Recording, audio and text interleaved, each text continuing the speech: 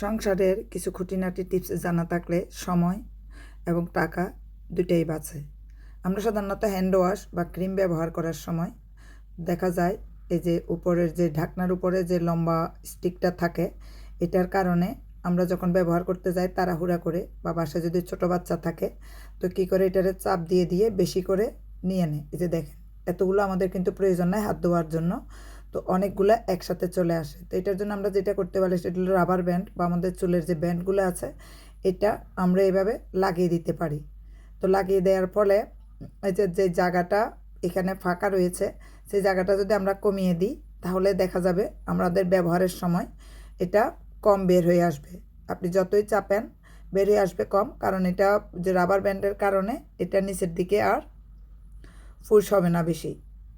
দেখতে পাচ্ছেন নিচের দিকে আর বেশি ফুস হবে না। এখন আপনাদেরকে আমি আবার দেখাচ্ছি এটা বের করার পর যে এবার কতটুকু আসে, দেখতে পাচ্ছেন।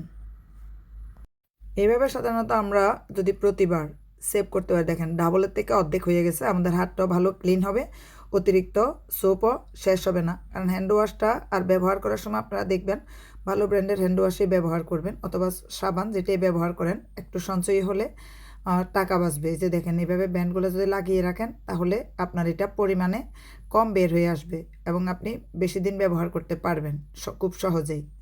এরপরে আমরা সাধারণত দেখেন যে ফেস ওয়াশ, সেখানেও আমরা ব্যান্ড লাগিয়ে রাখতে পারি। আর যদি আমরা বেশি ব্যান্ড লাগিয়ে না রাখি তাহলে এটাও সবচেয়ে বেশি বের হয়ে আসবে। তাহলে আপনার সবার হাতও সমান না, আবার সবার ফেসও সমান না, যে সবাই সমান পরিমাণ ব্যবহার কিন্তু করে না। এরপরে দেখেন আমরা যে ওষুধের যে ক্রিমগুলো সাধারণত অ্যালার্জির জন্য বা যে কোনো কারণে আমরা যে ক্রিমগুলো ব্যবহার করে থাকি বাচ্চাদের জন্য বা বড়দের জন্য, সেগুলার এরকম একটা ভিতরে হোল্ডিং থাকে। আপনারা ব্যবহারের পর এটা যদি বন্ধ করে রাখেন তাহলে এখানে বাতাস ঢুকে না, প্লাস যে শক্ত হয়ে যায় যে উপরের ক্রিমগুলো সেটিও থাকে না, এবং পরিমাণও কম ইউজ করা হবে, যেহেতু আপনারা এটা স্টিক থেকে এই যে দেখতে পাচ্ছেন এই ঢাকনাটা যদি ফেলে না দেন তো এটা আপনারা রেখে দিবেন। অনেকে এটা ফেলে দেন, ফলে অতিরিক্ত বের হয়ে যায়। অতিরিক্ত তো ব্যবহার করা হয় না, সাধারণত বডিতে আমরা যে ক্রিমগুলো ব্যবহার করি এগুলো অতিরিক্ত ব্যবহার কিন্তু আমরা করি না। এরপর আপনারা যদি এখানে চাপ দিয়ে বের করেন, এই যে দেখেন অনেকগুলো চলে আসে। তো এটার উপর নির্ভর করবে আপনি কিভাবে এটা লাগিয়ে রাখবেন। এটা যদি শক্তভাবে লাগিয়ে রাখেন তাহলে কিন্তু বেশি করে, আর যেভাবে দিয়ে দেন তাহলে আর বেশি বের হবে না। প্লাস বের করার পরে আপনারা যদি মুখটা এইভাবে ক্লিন করে বন্ধ করে দেন তাহলে যে সামনের ক্রিমগুলো আর শক্ত হবে না। তো এই জিনিসটা যদি আপনাদের জানা থাকে তাহলে, আর এটা বোতলটা ডেট আছে, ডেট শেষ না হওয়া পর্যন্ত আপনারা ব্যবহার করতে পারবেন। তারপরে এখন ঠান্ডার দিন, সর্দি কাশি সবার ঘরে লেগেই থাকে, তো এই জন্য আদা এবং লেবু যদি আপনার বাসায় থাকে সেটা খুব যত্ন করে রেখে দিবেন পেপার মুড়িয়ে, এবং তার সাথে আপনারা এলাচি, দারচিনি এবং লং দিয়ে যদি রং চা করে খান তাহলে আপনাদের গলা ব্যথাটা একদম কমে যাবে। গলা ব্যথা, সর্দি কাশির জন্য আমি মনে করি যে এখন যে সিজন পরিবর্তন হচ্ছে, যারা দেশের বাইরে থাকেন এটা শীতকালে একদম রেগুলারলি খেতে পারেন, অথবা রাতে ঘুমানোর আগেও খেতে পারেন, বা ঘুম থেকে উঠে খালি পেটে। এটা কিন্তু আপনাদের গলা পরিষ্কার করে দেয়, কফটা কম হয় এবং সর্দি কাশিটা কমে যাবে। এগুলো সবগুলোর মধ্যে ওষুধি গুণ রয়েছে।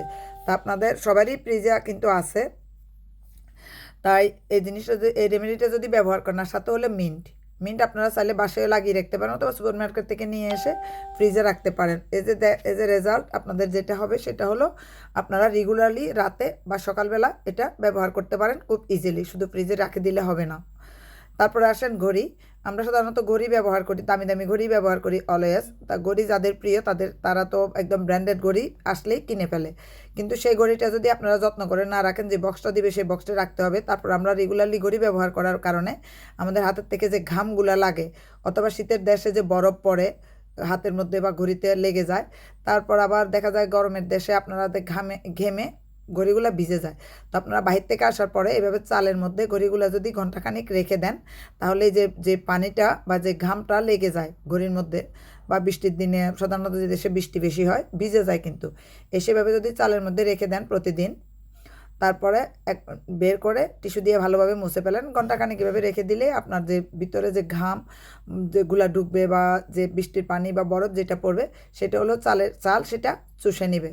তারপর চালটা আপনারা ভালোভাবে ধুয়ে নিয়ে খেয়ে নিতে পারবেন, অসুবিধা নেই। অথবা একটা বক্সে করে যারা রেগুলারলি মোবাইল এবং ঘড়িটা যত্ন নিতে চান তাদেরকে আমি বলবো বাইরে থেকে আসার পরে মোবাইল এবং ঘড়ি আপনারা যদি একটা বক্সের মধ্যে বা একটা এর মধ্যে ড্রামের মধ্যে চাল থাকে, সেই চালের মধ্যে যদি রেগুলারলি এটি ইউজ করতে থাকেন, তাহলে ব্যবহার করেন চালগুলো, তাহলে কিন্তু এই যে আর ঘড়ি নষ্ট হবে না। তা ভালোভাবে মুছে আবার ইনটেক বক্সে আপনারা রেখে দিবেন। আর এই ধরনের বক্সগুলা কিন্তু বিভিন্ন ধরনের বক্স আপনারা সুপার মার্কেটে কিনতে পাবেন অতি সহজেই। দাম অনেক বেশি না, কিন্তু আপনাদের ঘড়িটার থেকে অনেক কম দাম লাগবে এইসব বক্সগুলো। কিন্তু ঘড়িটা যদি যত্ন নেন তাহলে রেগুলারলি ব্যবহার করতে পারবেন দীর্ঘদিন। এই ঘড়ি আর সহজে নষ্ট হবে না। প্লাস যারা আমার মতো যারা আছেন যে ঘড়ি খুব প্রিয়, অনেক ঘড়ি যাদের, তাদেরকে আমি বলবো ঘড়ির যত্ন নিন। তা না হলে এত দামি ঘড়িগুলো কিনেন আর দেখা যাবে নষ্ট হয়ে যাবে, পরে শুধু ব্র্যান্ডের ঘড়ি থাকলে হবে না, যত্ন নিতে হবে। তারপর আসুন জুতার ব্যাপারে। আমরা সাধারণত জুতা কিনে রাখি যখন সেলে থাকি, যারা দেশের বাইরে থাকি, একটু সাইজ বড় ছোট বড় থেকে আমরা কিনে রেখে দিই বাচ্চাদের জন্য বা বড়দের জন্য। আমরা যে জুতা কিনি সেলে থাকার কারণে আমরা বেশি করে জুতা কিনে ফেলি, বা রেগুলারলি যে আমরা জুতা ব্যবহার করি, তো জুতাতে বিশেষ করে আমরা যারা শীতের দেশে থাকি, আমরা 12 মাসে এই জুতাগুলো ব্যবহার করে থাকি, হয়তো 1-1.5 মাস ব্যবহার করি না সামারের টাইমে। তো এই জুতাগুলো আমরা যখন বাইরে থেকে আসি, আমরা সাধারণত কমলা রেগুলারলি খাই, তো এই যে কমলার খোসাগুলো যদি আমরা শুকিয়ে রাখি, অথবা এই যে কমলার খোসাগুলো এইভাবে খুলে আমরা যদি জুতার ভিতরে দিয়ে রাখি বা জুতার বক্সে যে খোসাগুলো রেখে দিই, বা খোসাগুলো শুকিয়ে আপনি চুলের পাশে রেখে শুকিয়ে শুকনো কমলার খোসাও কিন্তু জুতার ভিতরে বা জুতার মধ্যে রেখে দিতে পারেন। এতে দেখা যাবে যে দুর্গন্ধগুলো থাকে, ব্যাকটেরিয়া থাকে, এগুলো কিন্তু চলে যাবে। আর নতুন জুতার ভিতরেও যদি এভাবে রেখে দেন, তাহলে এখানে কিন্তু পোকামাকড় আর আসবে না, যে বিভিন্ন ধরনের পোকামাকড় যে জুতার মধ্যে ঢুকে যায় সেটা আসবে না। প্লাস জুতার থেকে আলাদা একটা ঘ্রাণ বের হবে, জুতার থেকে আলাদা গন্ধ আর থাকবে না। সাধারণত মোজাগুলোর পরে দেখা যায় গরমের দেশে বেশিরভাগ খুব গন্ধ আসে জুতার মধ্যে, তো এই জিনিসগুলো আর থাকবে না। শীতের দেশে তো সাধারণত ঘাম হয় না। তারপর আমরা রেগুলার যখন জুতা ব্যবহার করি, বাইরে থেকে আসার পরে যদি জুতার র্যাকের পাশে আপনারা এক বক্স কমলার খোসা রেখে দেন, তাহলে সে কমলার খোসা অনায়াসে জুতাটা খুলে জুতার মধ্যে রেখে দিতে পারেন। তো এই জিনিসটা, এই টিপসগুলো যদি আপনাদের জানা থাকে, তাহলে জুতাটা সহজে নষ্ট হবে না, গন্ধ হবে না, প্লাস দীর্ঘদিন আমরা ব্যবহার করতে পারি এই জুতা। তারপর আসেন এবার এই যে কমলার খোসা এইভাবে আপনারা বক্সের মধ্যে রেখে দিতে পারেন। সাধারণত পুরাতন জুতা বলেন, নতুন জুতা বলেন, বক্সের ভিতরে আপনারা যদি রেখে দেন, তাহলে দীর্ঘদিন ব্যবহার করতে পারেন। তারপর আমরা যে বিশেষ করে গোসল করার সময় মাথায় চুলগুলো না ভিজানোর জন্য আমরা হ্যাট ব্যবহার করি, সেই হ্যাটের ভিতরে যদি আমরা এভাবে কমলার খোসাগুলো রেখে দিই, তাহলে যে চুলের যে দুর্গন্ধটা এটা কিন্তু চলে যাবে। এভাবে জাস্ট রেখে দিন, পরের দিন ব্যবহার করার সময় জাস্ট কমলার খোসাগুলো বের করে নিন। এটা আপনারা খোসা ছাড়ানোর পর অথবা শুকনো কমলার খোসাও দিতে পারেন। তারপরে আসেন এবার সাবানের বেলায়। সাবান আর এই যেটা হলো ভ্যাপ্রো, সাধারণত ভিক্সও আছে, অনেকে ভিক্স ব্যবহার করেন গলায় ঠান্ডার জন্য, অনেকে আবার ভ্যাপ্রোটা ব্যবহার করেন। তো ভ্যাপ্রো এবং ভিক্স আপনারা যদি মোমবাতির সাথে লাগিয়ে রাখেন বা সাবানের সাথে একটু লাগিয়ে রাখেন, তাহলে কিন্তু ঘরের থেকে মোমবাতিগুলো জ্বালানোর পরে যখন এই যে দেখেন এভাবে মোম বানিয়ে আপনারা ব্যবহার করতে পারেন। সর্দি কাশি ঘরে আর হবে না, সর্দি কাশি দূর হয়ে যাবে। এই জিনিসগুলো যদি টোটকাগুলো আপনারা জেনে রাখেন, আর দেখা যাবে সাবানের মধ্যে বা মোমের মধ্যে যদি আপনারা যে ভ্যাপ্রো ভালোভাবে লাগিয়ে দেন এবং মোমটা জ্বালিয়ে দেন ঘরের মধ্যে সন্ধ্যার পরে, তাহলে দেখা যাবে রাত্রেবেলা যে শুষ্ক কাশিটা হয়, এই কাশিটা কিন্তু হবে না, কাশিটা চলে যাবে। আর সাধারণত দেখা যায় অনেকে এভাবে মোমগুলো কিনতেও পাওয়া যায়, অথবা ঘরে আপনারা মোমের মধ্যে ভ্যাপ্রোটা লাগিয়ে দিতে পারেন এবং সাবানের মধ্যে লাগিয়ে দিতে পারেন। আর আলমারিতে সামারের যে আমাদের জাম্পারগুলা, এখন তো আমরা শীতের দিনে শীতের জাম্পার ব্যবহার করি, এগুলো তো সামারের জাম্পার। তো সামারের জাম্পারগুলো আপনারা যখন ক্লিন করে রেখে দেন, সেটার ভিতরে আলমারির ভিতরে আপনারা অনায়াসে এভাবে ভ্যাপ্রো রেখে দিতে পারেন ওপেন করে। আর হলো সাবান এইভাবে টিস্যু পেপারে মুড়িয়ে সাবান আপনারা কাপড়ের ভাঁজে রেখে দিবেন। এখানে আর পোকা হবে না এবং আলাদা একটা গন্ধ বের হবে না। যখন কয়েক মাস পরে সামার এসে গেল বললেই চলে, আপনারা ব্যবহার করবেন। তো ধন্যবাদ আপনাদের সবাইকে, ভালো থাকবেন সবাই। এই ধরনের ছোটো ছোটো টিপসগুলো জানা থাকলে আপনারা অতি সহজে সময় বাঁচাতে পারবেন এবং টাকাও সঞ্চয় হবে। ধন্যবাদ, ভালো থাকবেন।